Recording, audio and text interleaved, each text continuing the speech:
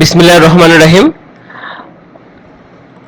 প্রিয় শিক্ষার্থীরা, অনলাইন ক্লাসে সবাইকে স্বাগতম।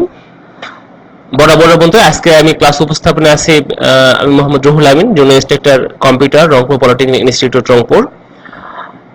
আজকে আমার subject computer peripherals, subject code 66645। এটা চতুর্থ পর্ব কম্পিউটার টেকনোলজি সাবজেক্ট। তো তোমাদের একটু বলে নেই, তোমরা যারা মানে নিয়মিত আমার ক্লাস দেখছো বা ক্লাসে ছিলা, তারা নিশ্চয়ই বুঝতে পারছো যে আমার এই কম্পিউটার পেরিফেরাল সাবজেক্টের মোটামুটি সবকটা অধ্যায় শেষ হয়ে গেছে। এই জন্য আজকে আমি প্রথম অধ্যায় এবং দ্বিতীয় অধ্যায় যে গুরুত্বপূর্ণ টপিক সমূহ সেগুলো একটু রিভিউ করার চেষ্টা করব এবং সেগুলো আবার নতুন করে আলোচনা করার চেষ্টা করব আজকে। আগের যে অধ্যায়টা আছে, আগের যে আলোচনা বিষয় আছে সেটা তো থাকবে, তার পাশাপাশি আমি আরো যে বিষয়গুলো তোমাদের জন্য গুরুত্বপূর্ণ বা জানা দরকার সেই বিষয়গুলো একটু নতুন করে আলোচনা করার চেষ্টা করব। প্রথম অধ্যায়ের নাম ইন্টারফেসিং, আলোচ্য বিষয় কম্পিউটার পেরিফেরালস ও ইন্টারফেসিং। কম্পিউটার পেরিফেরালস, পেরিফেরালস শব্দের অর্থ নিকটবর্তী, কাছাকাছি ইত্যাদি। অর্থাৎ কম্পিউটার সিপিইউ এর সাথে সকল ধরনের ইনপুট, আউটপুট এবং স্টোরেজ ডিভাইসকে কম্পিউটার পেরিফেরালস বলে। আর একটু সহজভাবে বললে এভাবে বলতে পারি আমরা, কম্পিউটারের সাথে সংযুক্ত সকল ধরনের ইনপুট আউটপুট ডিভাইস। তোমাদের একটু বলে নেই, আমরা যা কিছু আলোচনা করব বা যা কিছু বলবো একটু বোঝার চেষ্টা করব, মুখস্থ নয়। আমরা আমাদের পিসির সাথে যে সকল ডিভাইস গুলো সংযুক্ত করে থাকি সবগুলো ডিভাইস হচ্ছে আমাদের computer peripherals device. Interfacing, interfacing অর্থ হচ্ছে যোগাযোগ করা, সমন্বয় সাধন করা, কমিউনিকেট করা ইত্যাদি। তো ইন্টারফেসিং বলতে আমরা যেটা বুঝি যে সিপিইউর সাথে, কম্পিউটারের সিপিইউর সাথে আমরা যে সকল ইনপুট, আউটপুট এবং স্টোরেজ ডিভাইস সমূহ সংযুক্ত করে থাকি, এই সংযুক্ত করার পদ্ধতিকেই বলা হচ্ছে ইন্টারফেসিং। এই সংযোগ এই জন্য করতে হয়, আমরা কম্পিউটার সিপিইউর সাথে কম্পিউটারের সিস্টেম ইউনিটের সাথে আমরা ফিজিক্যালি বা লজিক্যালি বিভিন্ন ধরনের ডিভাইস, যেমন keyboard, mouse, printer, monitor, scanner থেকে শুরু করে বিভিন্ন ধরনের আমাদের প্রয়োজনীয় সকল ধরনের ডিভাইস সংযুক্ত করে থাকি। কিন্তু এই সকল ডিভাইসগুলো কারো স্পিড কম, কারো স্পিড বেশি, কেউ সিনক্রোনাস, কেউ অ্যাসিনক্রোনাস, কেউ সিরিয়াল, কেউ প্যারালাল, এইভাবে ডাটা ট্রান্সফার করে থাকে।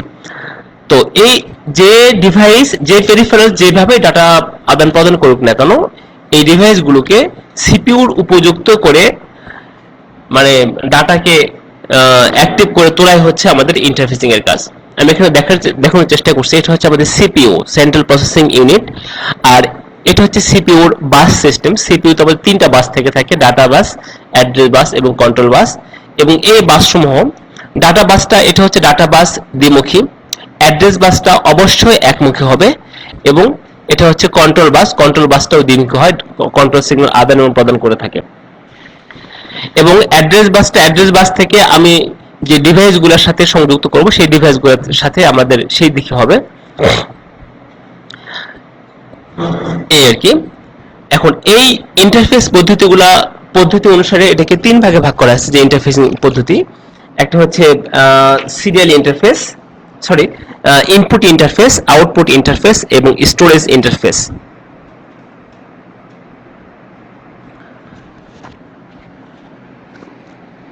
এই ইন্টারফেসিং গুলা কম্পিউটারের সাথে যেভাবে সংযুক্ত হয়ে থাকে তার উপর ভিত্তি করে তিন ভাগে ভাগ করা হয়েছে: ইনপুট পেরিফেরালস, আউটপুট পেরিফেরালস এবং স্টোরেজ পেরিফেরালস। ইনপুট পেরিফেরালস, যে পেরিফেরালস সমূহ কম্পিউটারের সাথে আমরা সংযুক্ত করি ডাটা ইনপুট দেওয়ার জন্য, ডাটা সেন্ড করার জন্য, তাদেরকে বলা হচ্ছে ইনপুট পেরিফেরালস। যেমন কিবোর্ড, মাউস, স্ক্যানার, জয়স্টিক্স, এগুলো হচ্ছে আমাদের ইনপুট পেরিফেরালস। আউটপুট পেরিফেরালস, যে পেরিফেরালস গুলো কম্পিউটারের প্রসেসকৃত ডাটার ফলাফল প্রদান করে থাকে, যেমন মনিটর, স্পিকার, প্রিন্টার, এদেরকে বলা হচ্ছে আউটপুট পেরিফেরালস। স্টোরেজ পেরিফেরালস, সিপিইউর প্রসেসকৃত ডাটাকে আমরা পার্মানেন্টলি সংরক্ষণ করার জন্য যে পেরিফেরালস গুলো ব্যবহার করে থাকি তাদেরকে বলা হচ্ছে স্টোরেজ পেরিফেরালস, যেমন hard disk, pen drive, floppy disk, CD, এদেরকে বলা হচ্ছে স্টোরেজ পেরিফেরালস। ইন্টারফেসিং এর প্রয়োজনীয়তা, আমরা ইতিমধ্যে জেনে গেছি ইন্টারফেসিংটা কি। কম্পিউটারের সাথে আমরা বিভিন্ন ধরনের ডিভাইস সংযুক্ত করে থাকি ডাটা আদান প্রদান এবং প্রসেসিং এর জন্য, কিন্তু এই ডিভাইসগুলোর ডাটা আদান প্রদান পদ্ধতি এবং ডাটা আদান প্রদান এর স্পিড ভিন্নতা হওয়ার কারণে আমাদের ওই ডিভাইসের সাথে একটা করে ইন্টারফেসিং ডিভাইস ব্যবহার করতে হয়। যেমন কোনো ডিভাইস প্যারালাল ডাটা আদান প্রদান করে, কেউ সিরিয়ালি, কেউ সিনক্রোনাস, কেউ অ্যাসিনক্রোনাস, কারো স্পিড বেশি, কারো স্পিড কম, ঠিক আছে। তো এই যত ধরনের পেরিফেরালস ব্যবহার করুন না কেন, সকল পেরিফেরালসের কাছ থেকে ডাটা গ্রহণ করে সেই ডাটাগুলোকে সিপিইউর উপযুক্ত করে সিপিইউর কাছে প্রদান করা হচ্ছে আমাদের ইন্টারফেসিং এর কাজ। তাছাড়া ইন্টারফেসিং আরো যে সকল কাজ করে থাকে, মাইক্রোপ্রসেসর ও এর অভ্যন্তরস্থ বিভিন্ন অংশের মধ্যে যোগাযোগ প্রতিষ্ঠা করে থাকে, কম্পিউটার এবং আউটার ওয়ার্ল্ডের মধ্যে ডাটা বা ইনফরমেশন আদান প্রদান করে থাকে। ইন্টারফেসিং এর মাধ্যমে মাইক্রোপ্রসেসর ইনপুট আউটপুট ডিভাইস সময়ের মধ্যে কমিউনিকেশন বা ডাটা সিগন্যাল আদান প্রদান করে থাকে। স্টোরেজ ডিভাইস ও ইনপুট আউটপুট এবং মাইক্রোপ্রসেসরের মধ্যে যোগাযোগ প্রতিষ্ঠা স্থাপন করে থাকে। ইন্টারফেসিং এর মাধ্যমে ইন্টারাপ্ট সার্ভিসের মাধ্যমে ডিএমএ অপারেশন সম্পন্ন করা যায়। ইন্টারফেসিং এর মাধ্যমে একই নেটওয়ার্কে বিদ্যমান বিভিন্ন কম্পিউটারের মধ্যে ডাটা আদান প্রদান ও রিজুম করা যায়। মাইক্রোপ্রসেসর বিভিন্ন ধরনের কনভার্টারের মধ্যে সমন্বয় সাধন করা যায়। ইন্টারফেসিং এর মাধ্যমে বিভিন্ন প্রকার সফটওয়্যার, যেমন অ্যাপ্লিকেশন সফটওয়্যার, অপারেটিং সিস্টেম সফটওয়্যারের মধ্যে লিঙ্কেজ প্রতিষ্ঠা করা যায়। মাইক্রোপ্রসেসর ও বিভিন্ন ডিভাইসের মধ্যে প্যারামিটার, যেমন data transfer time, speed, electric characteristics ইত্যাদি সমূহ সমন্বয় সাধন করা যায়। এবং সর্বোপরি মানুষ এবং কম্পিউটারের মধ্যে এক ধরনের কমিউনিকেশন তৈরি করে দেয়। মূলত সিপিইউর সাথে এর সাথে সংযুক্ত সকল ধরনের পেরিফেরালস, এটা হতে পারে হিউম্যান, এটা হতে পারে কিবোর্ড, মাউস, প্রিন্টার, মনিটর, এদের মধ্যে সমন্বয় সাধন করা হচ্ছে আমাদের ইন্টারফেসিং এর কাজ। ইন্টারফেসিং, বিভিন্ন প্রকার ইন্টারফেসিং এর নাম। সিপিইউর সাথে ডাটা আদান প্রদান করার জন্য আমরা যে সকল পেরিফেরালস ব্যবহার করে থাকি, এই পেরিফেরালস সমূহ কিভাবে সিপিইউর সাথে ডাটা বা আদান প্রদান করবে বা কি ধরনের কাজ করে থাকবে তার উপর ভিত্তি করে এটাকে মোটামুটি 6 ভাগে ভাগ করা হয়েছে। Peripherals interfacing, inter system communication interfacing, system overhead interfacing, memory interfacing, IO port less interfacing এবং কন্ট্রোল ইন্টারফেসিং।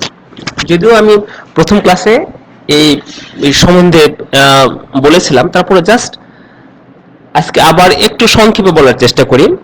পেরিফেরালস ইন্টারফেসিং, যে ইন্টারফেসিং প্রক্রিয়ার মাধ্যমে মাইক্রোপ্রসেসর ও অন্য পেরিফেরালস বা একাধিক পেরিফেরালস বা একাধিক মাইক্রোপ্রসেসরের মধ্যে ডাটা আদান প্রদান বা এক্সচেঞ্জ করা হয়ে থাকে তাদেরকে বলা হচ্ছে পেরিফেরালস ইন্টারফেসিং। অর্থাৎ এটা হতে পারে পেরিফেরালস টু পেরিফেরালস, বা এটা হতে পারে সিপিইউ টু সিপিইউ, এটা হতে পারে সিপিইউ টু পেরিফেরালস, বা এটা হতে পারে পেরিফেরালস টু সিপিইউ। এদের মধ্যে যে ডাটা আদান প্রদান সিস্টেম, এটাকে বলা হচ্ছে peripherals interfacing. Inter system communication interfacing, এটা হচ্ছে যে এই যে পেরিফেরালসের বিভিন্ন পেরিফেরালস ডাটা আদান প্রদান করবে, কি পদ্ধতিতে ডাটা আদান প্রদান করবে, এটা কি সিরিয়াল নাকি প্যারালাল নাকি অ্যাসিনক্রোনাস নাকি সিনক্রোনাস, এই বিষয়গুলোকে চিহ্নিত করার জন্য বা এই বিষয়গুলোকে আইডেন্টিফাই করার জন্য যে কমিউনিকেশনটা ব্যবহার করা হয় তাকে বলা হচ্ছে inter system communication interfacing.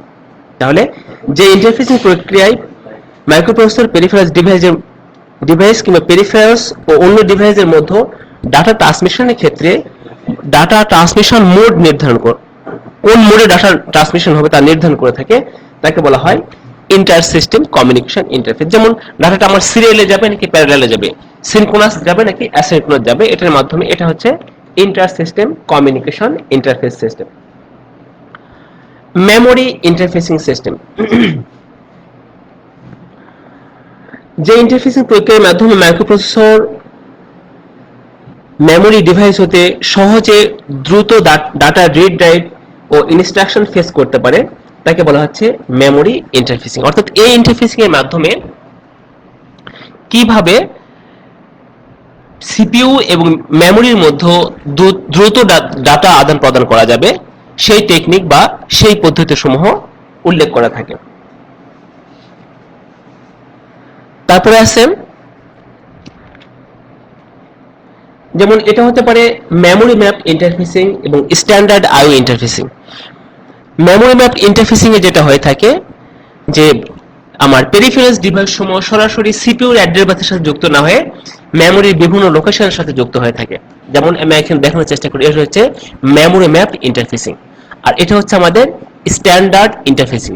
Memory map ইন্টারফেসিংটাকে আমরা দুই ভাগে ভাগ করতে পারি। একটা হচ্ছে স্ট্যান্ডার্ড ইন্টারফেসিং ক্ষেত্রে যেটা হয়ে থাকে যে পেরিফেরালস সমূহ সরাসরি সিপিইউর অ্যাড্রেস লাইনের সাথে যুক্ত হয়ে থাকে। আমি যে পেরিফেরালসই আমার সিপিইউর সাথে যুক্ত করি না কেন, এই ডিভাইস সমূহ সরাসরি সিপিইউর অ্যাড্রেস বাসের সাথে যুক্ত হয়ে থাকে। আর মেমোরি ম্যাপ যেটা, সেটা সিপিইউর অ্যাড্রেস লাইনের সাথে যুক্ত না হয়ে এটা মেমোরির বিভিন্ন লোকেশনের সাথে যুক্ত হয়ে ডাটা আদান প্রদান করে থাকে।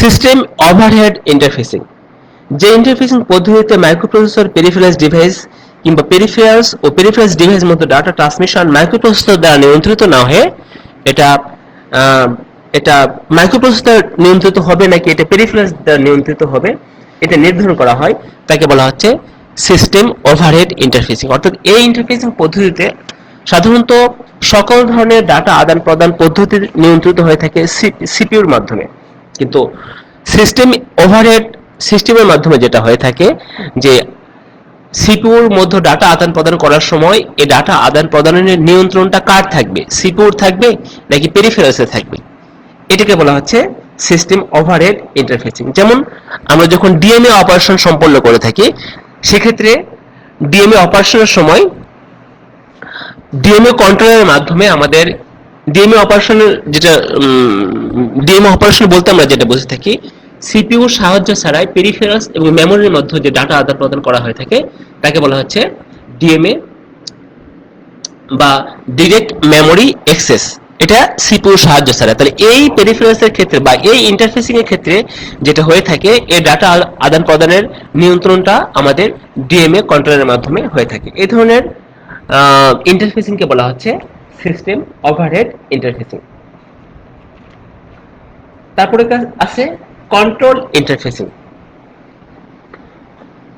এটি এমন একটি ইন্টারফেসিং পদ্ধতি যাতে কোনো ইউনিট দ্বারা কোনো কার্য সম্পন্ন করার জন্য এখানে পূর্বে থেকেই প্রোগ্রাম লিপিবদ্ধ করা হয়ে থাকে। অর্থাৎ এটাকে প্রোগ্রামেবল ইন্টারফেসিংও বলা হয়ে থাকে। অর্থাৎ এই ইন্টারফেসিং পদ্ধতিতে আমরা যে অপারেশনটা করতে চাই বা যে কাজটা সম্পন্ন করতে চাই তার প্রোগ্রামটা আগেই ওই রেজিস্টারে আমাদের লোড করা থাকে, পরে সেই প্রোগ্রামটা চালানোর মাধ্যমে আমরা যে ইন্টারফেসিংটা করে থাকি তাকে বলা হচ্ছে কন্ট্রোল ইন্টারফেসিং। কন্ট্রোল ইন্টারফেসিং এর উদাহরণ হচ্ছে PPI, programmable peripherals interface, programmable interface timer, programmable interrupt controller, programmable DMA controller ইত্যাদি।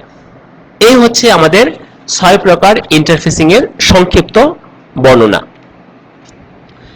ইন্টারফেসিং পদ্ধতি কম্পিউটারের সাথে ডাটা আদান প্রদানটা কম্পিউটার ইন্টারফেসিং প্রক্রিয়া সম্পাদনের জন্য সাধারণত দুইটা পদ্ধতি ব্যবহার করা হয়ে থাকে। একটা হচ্ছে ডিজিটাল ইন্টারফেসিং মেথড, আর একটা হচ্ছে analog interfacing method. Digital interfacing, CPU যেহেতু ডিজিটাল ডাটা প্রসেস করে থাকে, সেক্ষেত্রে ডিজিটাল ইন্টারফেসিং মেথডে যেটা হয়ে থাকে, পেরিফেরালস ডিভাইস সমূহ, আমরা যে পেরিফেরালস সমূহ আমাদের সিপিইউর সাথে যুক্ত করব, এই পেরিফেরালস ডিভাইস সমূহ ডিজিটালি ডাটা ইনপুট আউটপুট এবং প্রসেস করে থাকে। আর অ্যানালগ ইন্টারফেসিং এর ক্ষেত্রে যেটা হয়ে থাকে, মাইক্রোপ্রসেসর যেহেতু ডিজিটাল ডাটা প্রসেস করে থাকে, আমরা যদি কোনো অ্যানালগ ডিভাইস আমাদের সিপিইউর সাথে যুক্ত করে থাকি, তাহলে এখানে একটা কনভার্টারের মাধ্যমে ডিজিটাল টু অ্যানালগ এবং অ্যানালগ টু ডিজিটাল কনভার্টারের মাধ্যমে আমাদের ডাটা ইনপুট এবং আউটপুট, যেমন ইনপুট ডাটা যদি আমাদের অ্যানালগ হয়ে থাকে তাহলে এটাকে অবশ্যই এডিসি কনভার্টারের মাধ্যমে, অ্যানালগ টু ডিজিটাল কনভার্টারের মাধ্যমে এটাকে ডিজিটালে কনভার্ট করে সিপিইউতে দিতে হবে। সিপিইউ এটাকে প্রসেস করার পরে আবার এটা ডিএসি কনভার্টারের মাধ্যমে, ডিজিটাল টু অ্যানালগ কনভার্টারের মাধ্যমে এটা আউটপুটে প্রদান করবে। অর্থাৎ এখানে ইনপুট এবং আউটপুট দুটো ইউনিট হচ্ছে আমাদের অ্যানালগ ইনপুট। আর যেহেতু সিপিইউ শুধুমাত্র ডিজিটাল ডাটা প্রসেস করে থাকে, এই জন্য আমাদের এখানে ইনপুট নেওয়ার জন্য এডিসি কনভার্টার এবং আউটপুট প্রদানের জন্য ডিএসি কনভার্টার ব্যবহার করতে হয়। এই হচ্ছে মোটামুটি ইন্টারফেস, বিভিন্ন ইন্টারফেস পদ্ধতির সংক্ষেপে বর্ণনা দিলাম। এখন এই বিভিন্ন ইন্টারফেস সমূহ সম্পাদন করার জন্য আমাদের নিম্নলিখিত পদ্ধতি সমূহ ব্যবহার করা হয়ে থাকে। এখানে আমি 7 ধরনের পদ্ধতি দেখানোর চেষ্টা করছি। ডিরেক্ট কমিউনিকেশন ইন্টারফেস মেথড, অর্থাৎ এই মেথডে পেরিফেরাল ডিভাইস সমূহ সরাসরি অ্যাড্রেস বাসের সাথে যুক্ত হবে, যেটা আমি একটু আগে আলোচনা করলাম স্ট্যান্ডার্ড ইনপুট আউটপুট মেথড বা standard input output method. General purpose parallel interface, এই পদ্ধতিতে কি হবে, সকল প্রকার প্যারালাল ইন্টারফেস এই ইন্টারফেস পদ্ধতির মাধ্যমে সম্পন্ন হবে। Asynchronous serial interface method, synchronous serial interface method, RS232, V24 standard serial interface method, instrumentation interface method এবং স্পেশাল পারপাস ইন্টারফেস মেথড। আমি পরবর্তী স্লাইডগুলোতে এর বিস্তারিত আলোচনা করার চেষ্টা করছি। তো প্রথম অধ্যায় থেকে মূলত এই মেথডটা তোমরা দেখার চেষ্টা করবা, এটা মোটামুটি ইম্পর্টেন্ট বা গুরুত্বপূর্ণ। পরবর্তী স্লাইডে আমি প্রত্যেকটা মেথড সম্বন্ধে আলোচনা করার চেষ্টা করছি। ইন্টারফেসিং চ্যানেল বা ডাটা ট্রান্সমিশন চ্যানেল, মাইক্রোপ্রসেসর এবং সিপিইউর মধ্যে ডাটা আদান প্রদানের পথ বা রাস্তা বা পদ্ধতির উপর ভিত্তি করে এটিকে আমরা মোটামুটি 3 ভাগে ভাগ করতে পারি। একটা হচ্ছে সিমপ্লেক্স, একটা হাফ ডুপ্লেক্স, একটা হচ্ছে ফুল ডুপ্লেক্স। সিমপ্লেক্স, যে ট্রান্সমিশন সিস্টেমে শুধুমাত্র একটা ইউনিট ডাটা সেন্ড করবে এবং আরেকটা ইউনিট ডাটা রিসিভ করবে। এখানে শুধুমাত্র 2টা ইউনিট থাকবে, একটা সেন্ডার এবং একটা রিসিভার। এই ধরনের পদ্ধতিকে বলা হচ্ছে সিমপ্লেক্স। যেমন আমাদের সকল ধরনের ব্রডকাস্টিং, আমরা যে টিভি চ্যানেল দেখি বা আমরা যে রেডিও শুনি বা আমরা এফএম রেডিও শুনে থাকি, এগুলো সবগুলো হচ্ছে সিমপ্লেক্স মেথড। এখানে সেন্ডার শুধুমাত্র ডাটা সেন্ড করে আর রিসিভার এটাকে গ্রহণ করে আউটপুট প্রদান করে। হাফ ডুপ্লেক্স, এখানে 2 ইউনিট 2টা ডিভাইস ডাটা সেন্ড এবং রিসিভ করতে পারবে, তবে এটা একই সাথে করতে পারবে না। হাফ ডুপ্লেক্স পদ্ধতিতে যেটা হয়ে থাকে, প্রথম ডিভাইস যখন ডাটা সেন্ড করবে, দ্বিতীয় ডিভাইস এটাকে গ্রহণ করবে, সেই সময় সে ডাটা কোনো সেন্ড করতে পারবে না। আবার সেকেন্ড ডিভাইস যখন ডাটা সেন্ড করবে, ফার্স্ট ডিভাইস এটাকে গ্রহণ করবে, সেই সময় সে ডাটা সেন্ড করতে পারবে না। অর্থাৎ দুইটার মধ্যে ডাটা আদান প্রদান হবে, কিন্তু স্টপ অ্যান্ড ওয়েট পদ্ধতিতে, একই সাথে এটা সম্পন্ন হবে না। এটার উদাহরণটা হচ্ছে আমাদের মেট্রোপলিটন এরিয়ায় আমাদের পুলিশরা বা ট্রাফিকরা যে ওয়্যারলেস ব্যবহার করে থাকে, যাকে বলা হয় ওয়াকি টকি, এসব হচ্ছে আমাদের হাফ ডুপ্লেক্সের উদাহরণ। ফুল ডুপ্লেক্স, দুইটা ডিভাইসের মধ্যে একই সাথে ডাটা সেন্ড এবং রিসিভ হবে। এটা সবচেয়ে ভালো উদাহরণ হচ্ছে আমরা যে মোবাইল কমিউনিকেশন করে থাকি বা আমরা যে ইন্টারনেট ব্যবহার করে থাকি, এটা হচ্ছে আমাদের ফুল ডুপ্লেক্সের উদাহরণ।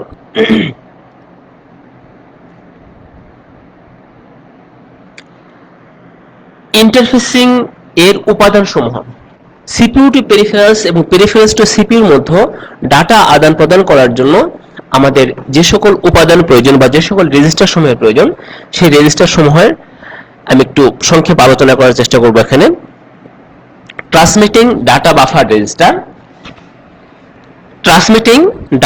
রেজিস্টার, যেটাকে বলা হচ্ছে transmitting and receiving data buffer register, control register, status register, address comparator এবং internal logic gates and circuit, যেটাকে বলা হচ্ছে CL, control logic. Transmitting data buffer register বা transmitting and receiving data buffer register, এই রেজিস্টারের কাজ হচ্ছে সিপিইউ টু পেরিফেরালস এবং পেরিফেরালস টু সিপিইউর মধ্যে যখন ডাটা আদান প্রদান হবে, এই রেজিস্টার সেই ডাটাটাকে অস্থায়ীভাবে সংরক্ষণ করে রাখবে। অর্থাৎ সিপিইউ থেকে ডাটাটা আসে, প্রথমে আমাদের এই transmitting and receiving data buffer রেজিস্টারে জমা থাকবে, পরবর্তীতে সেখান থেকে পেরিফেরালস যেভাবে ডাটা চায় সেভাবে তাকে ডাটা প্রদান করবে। যেমন পেরিফেরালস হতে পারে সিরিয়াল, প্যারালাল হতে পারে সিনক্রোনাস, অ্যাসিনক্রোনাস। তাহলে transmission data buffer register CPU থেকে ডাটাটা প্রথমে গ্রহণ করে নিজের মধ্যে রাখবে, রাখার পরে পেরিফেরালস যেভাবে ডাটা চায় সেভাবে তাকে ডাটা প্রদান করবে। আবার পেরিফেরালস যেভাবে ডাটা দেয় সেইভাবে পেরিফেরালস কিভাবে দিতে পারে, সিরিয়াল দিতে পারে, প্যারালাল দিতে পারে, সিনক্রোনাস দিতে পারে, অ্যাসিনক্রোনাস দিতে পারে। যেভাবে ডাটা দেখ না কেন, এই ট্রান্সমিটিং ডাটা বাফার রেজিস্টার সেই ডাটাটাকে অস্থায়ীভাবে সংরক্ষণ করবে। করার পরে সিপিইউ এটা যেভাবে ডাটা চায় সেভাবে এটা গ্রহণ করবে। সিপিইউ যেভাবে ডাটা চায় সিপিইউর মতোকে প্রস্তুত করে সিপিইউ কে এটা প্রদান করবে। কন্ট্রোল রেজিস্টার, যেটাকে বলা হচ্ছে সিআর, সিপিইউ টু পেরিফেরালস এর মধ্যে ডাটা আদান প্রদান করার জন্য একটু বলে নেই, এই ইন্টারফেসিং ইউনিটটা হচ্ছে মূলত একটা মধ্যস্থতাকারী ডিভাইস। এটা কি করছে, পেরিফেরালস এবং সিপিইউর মধ্যে ডাটা আদান প্রদান করার জন্য দুজনের মধ্যে একটা সমন্বয় তৈরি করছে। যেমন যদি একজন বাংলাদেশি এবং একজন আরবিয়ান তাদের মধ্যে কমিউনিকেট করতে চায়, তাদের মধ্যে যোগাযোগ করতে চায়, বাংলাদেশ শুধুমাত্র বাংলা জানে, আরবিয়ান শুধুমাত্র আরবি জানে, তাদের মধ্যে কি লাগবে, একজন দুভাষী লাগবে, যে বাংলাটাকে আরবিতে ট্রান্সলেট করে দেবে এবং আরবিটাকে বাংলাতে ট্রান্সলেট করে দেবে। তো এই ইন্টারফেস সার্কিটটা মূলত আমাদের সেই দুভাষী করে থাকে। আমরা আমাদের কম্পিউটার সিস্টেমে যত ধরনের ডিভাইসই ব্যবহার করি না কেন, সেই ডিভাইসগুলা যে যেভাবে ডাটা আদান প্রদান করুক না কেন, সেই তাদের কাছ থেকে ডাটা গ্রহণ করে সিপিইউ যেভাবে চায় সেইভাবে তাকে ডাটা প্রদান করা এবং সিপিইউর প্রদানকৃত ডাটাটাকে পেরিফেরালস কিভাবে ডাটা যেভাবে চায় পেরিফেরালস উপযুক্ত করে তৈরি করা। এটা হচ্ছে আমাদের ইন্টারফেস ইউনিটের কাজ। কন্ট্রোল রেজিস্টার, সিপিইউ যখন কোনো ডাটা পাঠাতে চায় বা সিপিইউ যখন কোনো কার্যক্রম সম্পন্ন করতে চায়, এই কন্ট্রোল রেজিস্টারের মাধ্যমে সিপিইউ কে বিভিন্ন ধরনের নির্দেশমূলক ইনস্ট্রাকশন দেওয়া হয়ে থাকে। যেমন I want to send data, active peripherals K active করা হোক, আমি এখন ডাটা পাঠাতে চাই। I am ready to receive data, আমি এখন ডাটা গ্রহণ করতে চাই, সেন্ড মি ডাটা। এই ধরনের বিভিন্ন ধরনের ইনস্ট্রাকশন সিপিইউ থেকে ইন্টারফেস ইউনিটে দেওয়া হয়ে থাকে। স্ট্যাটাস রেজিস্টার, স্ট্যাটাস আমরা যারা এই বর্তমান যুগে, বর্তমান ফেসবুকের যুগে আমরা সবাই জানি, স্ট্যাটাস হচ্ছে বর্তমান অবস্থাটা, যে আমি এখন কি অবস্থায় আছি, কোথায় আছি, কি করছি, জাস্ট এটা জানানো। তো এই ইন্টারফেস সার্কিটের বর্তমান অবস্থাটা কি, এটা কি অ্যাক্টিভ আছে নাকি ইনঅ্যাক্টিভ আছে, পেরিফেরালস কি আইডল আছে নাকি বিজি আছে, বা পেরিফেরালস কি ডাটা গ্রহণ করার জন্য প্রস্তুত নাকি নাকি ইনঅ্যাক্টিভ, এই বিষয়গুলা ইন্টারফেস এবং পেরিফেরালস এর বর্তমান অবস্থাটা কি, এটাকে সিপিইউ কে জানানোই হচ্ছে স্ট্যাটাস রেজিস্টারের কাজ। তারপরে আছে অ্যাড্রেস কম্পারেটর। প্রিয় শিক্ষার্থীরা, তোমাদের বলে নেই, তোমাদের প্রথম অধ্যায় থেকে এই টপিকসটা বেশ গুরুত্বপূর্ণ, যে ইন্টারফেসিং এর যে উপাদানগুলো আছে সেই উপাদানগুলোর বর্ণনা সমূহ। এটা সাধারণত ব্রড প্রশ্ন আকারে তোমাদের ফাইনাল পরীক্ষায় আসতে পারে। তো আমার মনে হয় আমি যে কথাগুলো বলছি, জাস্ট এই কথাগুলো যদি তোমরা লিখে দাও তাহলে তোমরা ভালো অ্যান্সার বা সঠিক অ্যান্সার করতে পারবে আর কি। অ্যাড্রেস কম্পারেটর, পেরিফেরালস এবং সিপিইউর মধ্যে যখন ডাটা আদান প্রদান সম্পন্ন হবে, সেক্ষেত্রে সিপিইউ যে অ্যাড্রেসটা নির্ধারণ করে দিয়েছে, আমাদের ইন্টারফেস ইউনিট কি সেখানে ডাটা পাঠাচ্ছে নাকি সেই ইন্টারফেস ইউনিটের কাছে যে অ্যাড্রেসটা আসছে এবং সিপিইউ যে অ্যাড্রেসটা দিয়েছে, এই দুটোর মধ্যে কম্পেয়ার করা, তুলনা করা, যে অ্যাড্রেসটা সঠিক আছে কিনা, অ্যাড্রেসের সঠিকতা যাচাই করাই মূলত অ্যাড্রেস কম্পারেটরের কাজ। বা এটাকে অনেক সময় অ্যাড্রেস ডিকোডারও বলা হয়ে থাকে। ইন্টারনাল লজিক, এর আরেকটা নাম হচ্ছে control logic. Internal logic gates and circuits, এর আরেকটা নাম হচ্ছে কন্ট্রোল লজিক। মূলত এই অংশটা আমাদের সিপিইউর কন্ট্রোল বাস দ্বারা নিয়ন্ত্রণ করা হয়ে থাকে। যখন সিপিইউ টু পেরিফেরালস এবং পেরিফেরালস টু সিপিইউর মধ্যে যখন কোনো কমিউনিকেশন প্রতিষ্ঠিত হয়, কমিউনিকেশন তৈরি হয়, সেই সময় তাদের ডাটা, সিপিইউ ডাটা গ্রহণ করবে নাকি ডাটা সেন্ড করবে, এই জন্য বিভিন্ন ধরনের কন্ট্রোল ওয়ার্ড তৈরি করে এই ইন্টারফেস ইউনিটটাকে অ্যাক্টিভ করা হচ্ছে আমাদের কন্ট্রোল লজিক্স বা ইন্টারনাল লজিক গেটস এন্ড সার্কিটের কাজ। অর্থাৎ একটা ইন্টারফেস সার্কিটের মধ্যে আমাদের যত ধরনের কার্য সম্পন্ন হবে, এই সম্পন্ন করার জন্য বিভিন্ন ধরনের কন্ট্রোল ওয়ার্ড তৈরি করে সিপিইউ এবং পেরিফেরালস এর মধ্যে ডাটা আদান প্রদান করা। ডাটা আদান প্রদানের পরিবেশ তৈরি করা বা ডাটা আদান প্রদানের কি বলবো, ডাটা আদান প্রদানের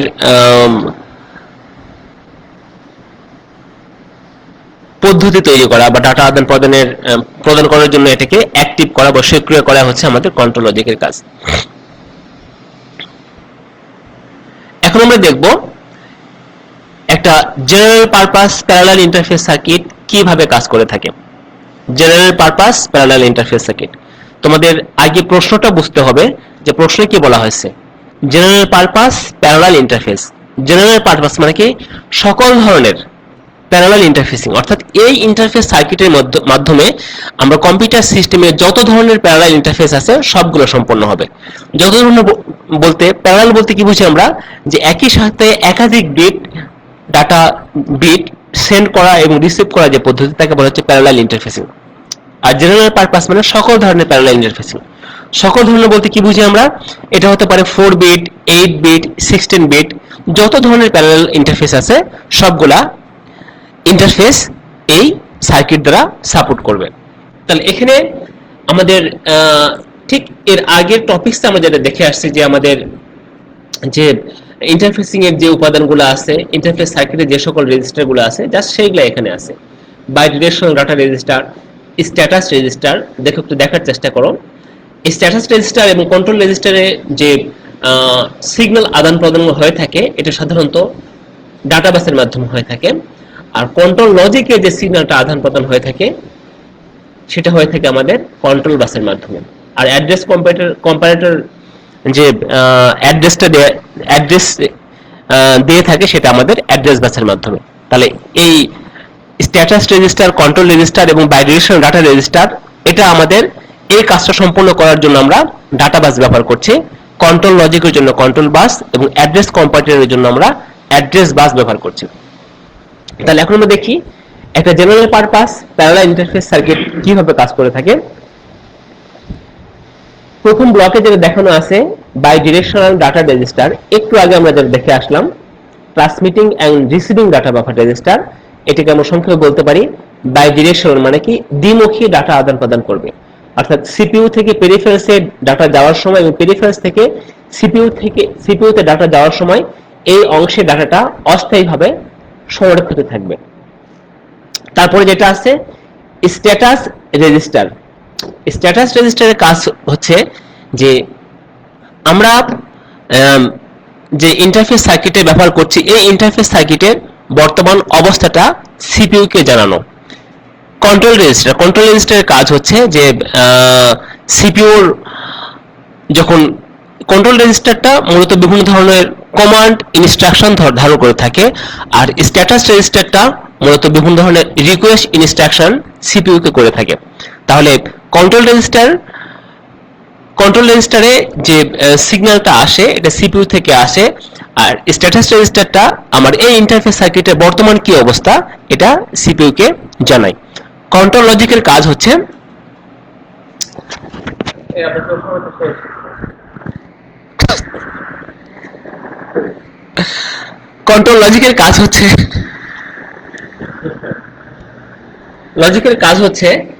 যে এই কোন একটা অপারেশন সম্পন্ন করার জন্য বিভিন্ন ধরনের কন্ট্রোল ওয়ার্ড তৈরি করা। আর অ্যাড্রেস কম্পারেটরের কাজ হচ্ছে যে এখানে সিপিইউ যে অ্যাড্রেস কম্পারেটর অবলিক অ্যাড্রেস ডিকোডারের কাজ হচ্ছে সিপিইউ যে অ্যাড্রেসটা দিয়েছে সেই অ্যাড্রেসটা তুলনা করে কম্পেয়ার করে শুটিং পেরিফেরালসের এই ডাটাটাকে সেন্ড করা বা পাঠানো।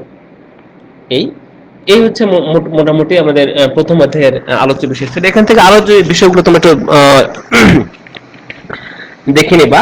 মূলত এই প্রথম অধ্যায়ে এই ইন্টারফেসিং উপাদান সমূহ এবং জেনারেল পারপাস প্যানেল ইন্টারফেসটাই তোমাদের জন্য বেশি গুরুত্বপূর্ণ।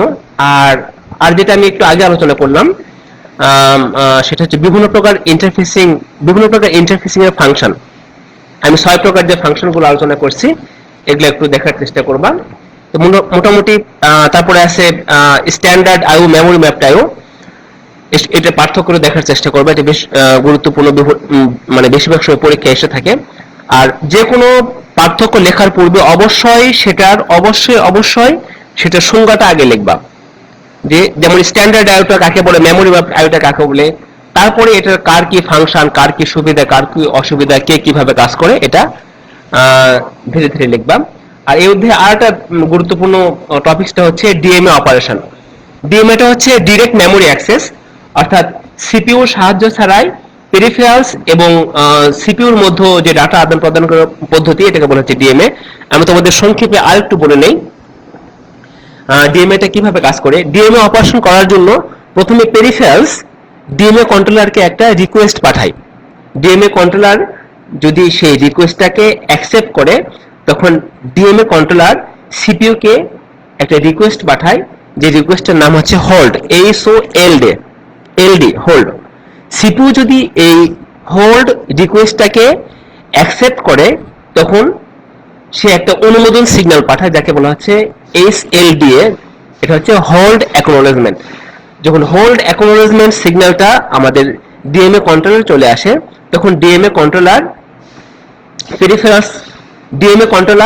পেরিফেরালস এবং মেমোরির মধ্যে সরাসরি ডাটা আদান প্রদান করার জন্য একটা অনুমোদন দেয়।